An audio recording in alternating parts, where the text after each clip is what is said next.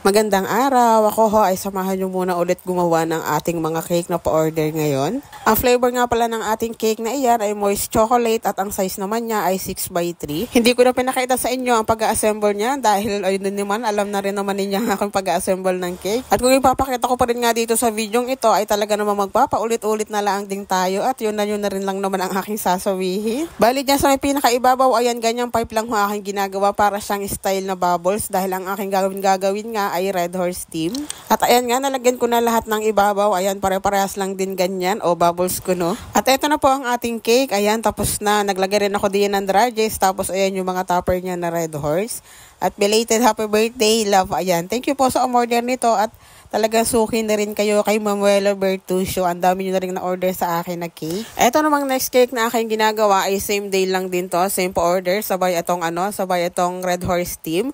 Bale, ito ho ay mini 2-tier lamang. At kapag ka sinabi hong mini 2-tier ay expect na po natin na maliit po talaga yan. Ang size po niyan, yung pinakababa po niyan ay 6x4 at yung taas naman niya ay 4x4. Nagtry ako ng ganyang way ng pag-stack ng cake. Kung naalala nyo, anong aking unang gawa ay pinakinis ko muna yung pinaka-cake saka ko siya ipinatong. Pero ngayon, ayan, nagtatry ako ng ganyang way ng pag-stack ng cake. Kaso nga lang ay medyo nahihirapan nga ako ng pagpapakinis dito dyan sa may yan sa may gilid na yan. Kailangan talaga sa paggagawa nito ay magaan lang yung iyong kamay at kung napapansin din nyo ay medyo tabingi siya pero okay lang yan at madadala din yan mamaya. Tapos dyan sa may pinaka-body ng cake, ayan, ganyan design ang aking ginagawa. Gumagamit lamang ako ng brush diyan. Ayan, kapag hindi ko siya masyadong mapakinis, ganyan design yung aking ginagawa. Sa baba at taas, ayan, ganyan design na lang din, pati doon sa may pinaka-ibabaw niya, sa may pinaka-top. Tapos dyan sa may gilid na yan, ayan, ganyan style lang din yung aking ginawa. Bali, ginamit ko diyan yung 1M tip, tapos ganyan design lang yung aking inilagay. Pagkatapos niyan, ay nirest ko na muna yan sa chiller.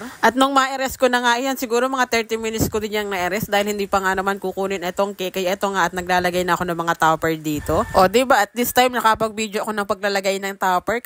Karamihan kasi sa mga aking video, hindi nga ako nakakapag-video. At ang ano nga pala nito, ang tema nitong ating cake na aking ginagawa ay baby shark. First time ko tong ginawa kaya ayan syempre hanap tayo sa Pinterest ng mga ganitong topper at ayan nga aking nakita. Ang cute din naman. At ito na nga ang ating cake. Ayan tapos na. Ayan nag-request si client. Nalagyan nga ng picture ng celebrant. O diba ang cute din naman ang ating celebrant. At ito nga po palang ating mini 2-tier cake. May kasama nga pala ito na puto. Ayan naglaano na ako dito. Yung aking bilao ay nilalagyan ko siya ng foil. At ito na ho ang ating puto. Ayan tapos na puto chisu ito at colored na rin nga ang request ng ating client dito. Bale, ito ho ay 150 pieces. Ako ho ay talagang madalang din lang mag-accept ng ganitong puto. Yun nga lang ay talagang suki na rin natin si ma'am na client ko at saka marami din siyang kasama sa mga in-order niyang ito. Meron din itong graham. At ito na po lahat yung aking pa-order ng araw na iyan. Yung puto, etong ating mini 2-tier cake, tapos etong Red Horse Steam na cake, at eto naman ho yung graham. Ayan, bali tatlong